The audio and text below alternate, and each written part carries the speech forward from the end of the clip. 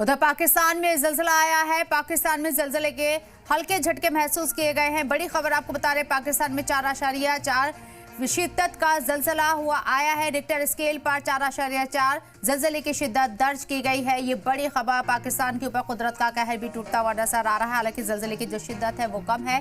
4.4 ज़लज़ले की शिद्दत रिकॉर्ड की गई है। इसके साथ साथ आपको बता दें, हल्के झटके हैं। पाकिस्तान में ज़लज़ले के झटके महसूस किए गए। रिक्टर स्केल पर पाकिस्तान के अंदर ज़लज़ले की शिद्दत 4.4 रिकॉर्ड की गई है। वाज़ेह रहे कि पाकिस्तान के ऊपर जिस तरीके से लगातार इससे पहले एक ब्लास्ट हुआ था, ऑयल टैंकर में 30 से ज़्यादा लोग जख्मी हुए थे क्वेटा में, और अब यहाँ कुदरती आफत का असर देखने को मिल रहा है। कुदरती आफत के मद्देनजर पाकिस्तान के अंदर ज़लज़ले के झटके महसूस किए गए हैं।